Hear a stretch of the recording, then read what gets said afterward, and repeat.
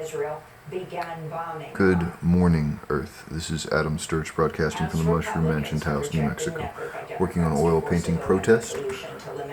Today, we're just going to continue blocking in simple colors with two glazes, a bright yellow to light up the figures, the sidewalk, and the road in the foreground, and a turquoise made of viridian and ultramarine to start working on the sky a little bit. So here we go.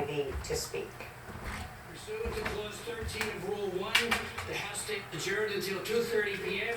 on Monday, April 13th, 2026. Congressmember Ivey and other House Democrats gathered on the Capitol steps after their attempt to force a vote on a war powers resolution was pushed off until at least next week.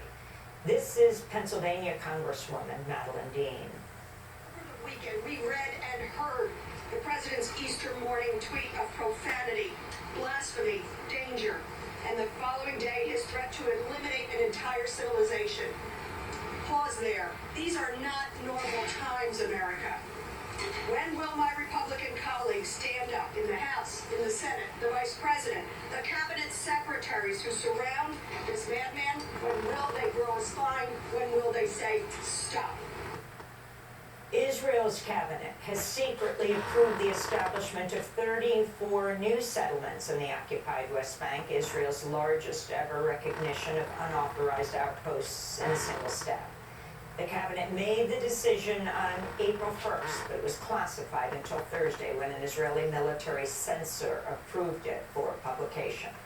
This comes amidst a sharp rise in Israeli settler violence against Palestinians. On Wednesday, 28-year-old Ala Khaled Sabi was shot and killed as armed Israeli settlers attacked the village of Taysir, east of Tubas. Separately, 65-year-old Palestinian farmer Bassam Abdel-Latif Wada says he narrowly escaped a mob that descended on his farm. Yesterday they attacked us. I was on my way to open the water irrigation system and they attacked me, around 12 settlers. I escaped, thank God. They were very close to me, only around 10 meters away. The UN reports over 1,070 Palestinians have been killed in the occupied West Bank and East Jerusalem by Israeli forces or settlers since October 2023. In the Gaza Strip, health officials say Israeli soldiers shot and killed a 9-year-old girl in front of a third-grade class Thursday, traumatizing students and teachers who were left in psychological shock. The woman was reportedly struck by a bullet without warning as she was sitting at her desk in a tent serving as a classroom in Beit Lahia. Video and photos show her bloodied body being rushed through the streets toward a hospital on foot since there was no medical transport available in the area. She was one of 4 Palestinians killed by Israeli attacks across Gaza on Thursday. Mourners also gathered for the funeral of the Al Jazeera journalist Mohammed Washa, who was killed in an Israeli airstrike on his car Wednesday. Al Jazeera reports Israel's attacked Gaza on 36 out of the past 40 days, despite a U.S.-brokered ceasefire that was supposed to have taken effect 6 months ago. A federal judge has rebuked the Department of Defense for defying his earlier ruling requiring the Pentagon to restore access to credentialed journalists. U.S. District Judge Paul Friedman ruled Thursday Trump administration officials had committed a blatant attempt to circumvent a lawful order, unquote, after they failed to comply with his March 20th ruling voiding large sections of a highly restrictive press policy introduced by Defense Secretary Pete Hegseth, which violated the First Amendment. In October, dozens of reporters turned in their government-issued press badges rather than agree to the rules, which state that news outlets cannot obtain any information that the Pentagon does not explicitly authorize. Thursday's ruling reinstates the press credentials of 7 New York Times reporters and applies to other members of the Pentagon Press Association. A federal judge in Washington, D.C., has postponed the termination of temporary protected status, TPS, for about 5,000 Ethiopian immigrants living in the U.S. after determining the Trump administration likely disregarded the rules Congress set up for the TPS program. Wednesday's ruling comes as the Supreme Court is poised to hear oral arguments later this month on challenges to the Trump administration's attempts to cancel protected status for over 350,000 Haitians and 6,000 Syrians. The United Nations Migration Agency warns over 180 people are feared dead or missing in the latest shipwrecks in the Mediterranean, including more than 80 migrants who went missing when their boat capsized Sunday after departing from Libya. The International Organization for Migration reports nearly 1,000 people have died attempting to cross the Mediterranean into Europe since January, one of the deadliest starts to a year since record-keeping began. First Lady Melania Trump unexpectedly summoned reporters to the White House Thursday, where she read from a prepared statement denying any relationship with the late serial sex offender Jeffrey Epstein. I have never had any knowledge of Epstein abuse of his victims. I was never involved in any capacity. I was not a participant, was never on Epstein's plane, and never visited his private island. Melania Trump also acknowledged she'd exchanged emails with Epstein's accomplice, Ghislaine Maxwell, in 2002, but dismissed it as a casual correspondence. A document from the Justice Department's incomplete release of the Epstein files shows Maxwell referred to Melania in an email as Sweet Pea, to which Melania replied, "Give me a call when you're back in New York." The letter concluded, "Love, Melania." Melania Trump infamously appears in a 2000 photo posing alongside her husband and ex Jeffrey Epstein and Ghislaine Maxwell. Meanwhile, the First Lady is calling on Congress to hold a public hearing specifically centered around Epstein survivors. In response, the ranking Democrat on the House Oversight Committee, Robert Garcia, said he agreed, urging Republican Committee Chair James Comer to schedule hearings immediately. The First Lady's comments reportedly caught White House officials off guard, including President Trump, who told an MS Now reporter he had no prior knowledge of what his wife was preparing to say. The acting director of the Centers for Disease Control and Prevention has blocked the publication of research showing COVID vaccines were highly effective at preventing hospitalizations for healthy adults last winter. The Washington Post reports that findings had cleared the CDC's scientific review process and were scheduled for publication March 19th in the agency's flagship scientific journal before acting director Jay Bhattacharya personally intervened to withhold the report. In 2020, Bhattacharya was a main author of the Great Barrington Declaration, which argued against COVID lockdowns at a time when no vaccines were available. Argentina's Congress has approved legislation that rolls back protections for thousands of glaciers, making it easier for large-scale mining projects to move forward. The reforms are supported by Argentina's far-right president, Javier Milei. Environmentalists warn the legislation threatens critical freshwater reserves that are the source of drinking water for about 7 million people. On Thursday, protesters rallied outside the National Congress building in Buenos Aires. I would tell the lawmakers that they were elected to represent the interests of the people, not those of the big mining companies or big capital, and that they should rise to the occasion because today they may get the deal that they want, but this affects all of us. Tomorrow they too will suffer the consequences of not having water. Hundreds of doctors, nurses, and public health workers have signed an open letter demanding the removal of Environmental Protection Agency Administrator Lee Zeldin. They warn Zeldin is, quote, pursuing a deregulatory agenda that will result in a massive increase in health-damaging air pollution, toxic chemicals, and climate-heating greenhouse gases, unquote. On Wednesday, Zeldin delivered a keynote address to a gathering of the Heartland Institute, a right-wing think tank that promotes climate misinformation. Zeldin celebrated his decision to revoke the 2009 endangerment finding, which allowed the EPA to regulate greenhouse gases under the Clean Air Act, and praised the Trump administration's rollback of fuel efficiency standards for new cars and trucks. Should make whatever the American consumer wants, rather than what politicians and bureaucrats demand. This morning and today, all of you gathered here in DC, is a moment to celebrate. It is a day to celebrate vindication. Zeldin's comments came as NOAA, the National Oceanic and Atmospheric Administration, confirmed last month was the hottest March on record for the contiguous United States, with temperatures more than 9 degrees Fahrenheit above the 20th century average. The finding comes as forecasters warn a strong El Nino is likely to exacerbate global heating from human activity, which could make this year surpass 2024 as the hottest year on record. Sources say Zeldin is being rumored to be under consideration to replace Pam Bondi as Attorney General. And Chinese President Xi Jinping has met with the chair of Taiwan's main opposition party in a landmark meeting, the first of its kind in a decade. Speaking from the Great Hall of the People in Beijing, President Xi declared China will absolutely not tolerate independence for Taiwan and called for the island's reunification with the People's Republic of China. Chen Li-wen, who leads Taiwan's KMT party, replied that the Taiwan Strait should no longer be a flashpoint for a potential conflict and warned against external interference, an apparent reference to U.S. and Japanese support for Taiwan.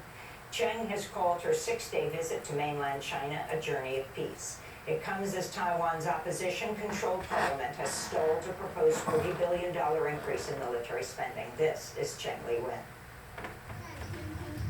What should be flying in the sky are birds, not missiles, and what should be swimming in the sea are fish, not warships. Human technology should be used to seek well-being for humanity and for the earth. Human technology should not be for mutual slaughter or for the destruction of ecosystems. And those are some of the headlines. This is Democracy Now!, democracynow.org, the War and Peace Report. I'm Amy Goodman. As the U.S. and Iran prepare to hold ceasefire talks in Pakistan, Israel's continuing to bomb Lebanon. The death toll from Israel's massive attack Wednesday has topped 300. More than 1,150 people were injured. In a span of 10 minutes Wednesday, Israel struck 100 sites across Beirut, the Bekaa Valley, and southern Lebanon. The Financial Times described Israel's attack on Lebanon as, quote, one of the deadliest single bombing campaigns in the history of a country racked by decades of war and destruction, unquote. Israel and the U.S. have claimed the Iran ceasefire deal does not include Lebanon, but numerous other nations disagree. Earlier today, foreign ministers of Pakistan and France condemned what they called serious ceasefire violations made in Lebanon, unquote. CBS News reports Trump initially agreed Lebanon was included in the ceasefire, but his position changed after a phone call with Israeli Prime Minister Benjamin Netanyahu. The U.S. is expected to host talks between Israel and Lebanon next week. As Israel continues to attack Lebanon, Hezbollah has retaliated by firing missiles at Israel. At the United Nations, a spokesperson for the Secretary General spoke Thursday. With the announcements of a ceasefire between Iran and the United States, the ongoing military activity in Lebanon poses a grave risk to the ceasefire and efforts towards a lasting and comprehensive peace in the region. Since the war began in late February, Israel's killed more than 1,530 people in Lebanon, including at least 130 children. In Beirut, grieving families gathered at hospitals to identify bodies after Israel's attacks on Wednesday.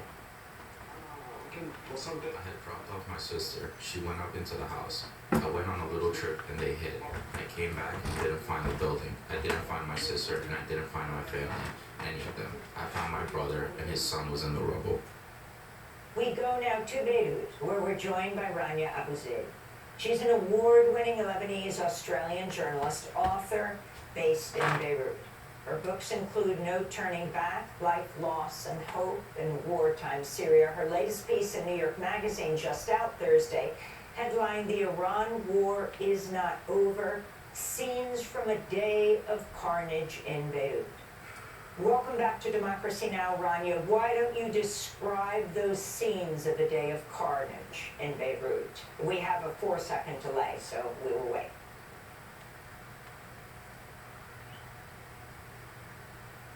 was 10 minutes of terror, a day that the Lebanese are calling Black Wednesday. It was hard to tell what was blowing up where because those 100 or so attacks were all happening simultaneously, and not just in the capital Beirut, but also in other parts of the country. They targeted very densely populated parts of the capital, neighborhoods in the capital that were themselves hosting people who had been displaced from other parts of the country. In the Bekaa, mourners at a funeral in a cemetery were targeted. In Beirut, workers at a well-known roastery were removed by civil defense personnel as charred corpses. So it was a very, very ugly day, and as we speak, I can't say rescue because there's, unfortunately, the people are dead, but search teams continue to try and locate and find and retrieve the remains of people who were killed in the rubble of their homes. Benjamin Netanyahu, the Israeli Prime Minister, said Israel will, quote, continue to strike Hezbollah wherever required, but later said he's approved direct talks with Lebanon as soon as possible. Can you talk about what's happening with these negotiations? You had the Belgian foreign minister who'd come into Beirut to meet with the Lebanese president, Ayoun, and the bombing hit very close to their quarters as he was congratulating the Lebanese president on saying that he would directly negotiate with Israel, then condemned the attack and said Lebanon had to be included with the ceasefire. Can you take it from there? What's happening now? Where do you understand these talks will take place? Well, the first thing is that the talks remove Lebanon from the wider ceasefire talks that are due to take place between Iran and America tomorrow. That has many Lebanese worried because they wonder what sort of leverage does Lebanon have. It doesn't exactly have a Strait of Hormuz, whereas Iran seems to have a stronger negotiating position. Yesterday, Lebanon's Prime Minister Nawaf Salam made it quite clear. He said that Lebanon, the Lebanese government, will negotiate for Lebanon and that nobody else will do so. So he's very clearly drawn the line between whatever Iran negotiates and what he hopes his government will be able to negotiate with the Israelis. Now, the Iranian foreign minister has made a ceasefire in Lebanon a condition of tomorrow's talk, so it's unclear whether or not they are going to go ahead. So in addition to the question of what sort of leverage does Lebanon have, some Lebanese are also worried because there is a precedent. There is a 15-month so-called ceasefire where this is the second war in less than 2 years, and there was a 15-month ceasefire between the two. During that period, the Lebanese government was supposed to negotiate indirectly with Israel through something called a mechanism, which was U.S. and French-led, to ensure that each side fulfilled its requirements under the terms of that ceasefire. During those 15 months, Israel continued to occupy 5 hilltop positions that it had newly seized in the war. It was supposed to withdraw from them under the ceasefire, it didn't. It was supposed to withdraw its troops back across its border under the ceasefire, it didn't. So the Lebanese government was unable to get Israel to adhere to any of the conditions of the ceasefire, so some Lebanese wonder what it will be able to achieve now. In addition, I have to say that just the mere fact of direct talks not only breaks a taboo here in Lebanon, Alright, that's a pretty simple set, but I think that wraps it up for the moment. Since the mid-1950s here, it is considered an act of treason. Now we can start digging into the details with an Israeli. But next. The Lebanese president himself, General Joseph Aoun, about a month ago, called for direct talks with Israel, breaking that massive taboo. He had Hold on, 4 my tripod doohickey talks that were supposed to came be followed unkinked. sequentially. There The first condition was an immediate that should be and fine. complete ceasefire. Condition number 2 was that the Lebanese army is strengthened. Third was that the Lebanese army would continue its efforts to disarm Hezbollah. Next step will be starting to lay in was colors the and direct details on the negotiation. figures, So it looks like the Lebanese and state has of jumped course over the continue president's fleshing own, out the rest of the scene. 3 of his conditions to go straight to the 4th one. But So starting to Hezbollah, come for its along part, now. has said it does not think that Lebanon should be negotiating under fire because I made it up puts the it in Peace a Frog weaker shirt. position. It was Some Lebanese various feel random that this is a symbols ploy on her by, shirt. I throw Israel's Prime Minister I love the Benjamin frog, Netanyahu so I to throw the frog prolong in the there war, for under the the pretext of, continuation of a having theme these from the talks last under painting, fire. which was the guy in the full-fledged The frog proponents of the suit. talks, I have to say But that that's it it on is this an one for the issue of moment, so Lebanon thank you and for watching. Lebanese That's Adam sovereignty, Sturch, that Lebanon will negotiate broadcasting from the any sort of, Mushroom Mansion deal House, with New Israel. Mexico, They working also on say that oil Lebanon is not a painting card, protest. for the Iranians to wield or Have a to good day, use Earth. in any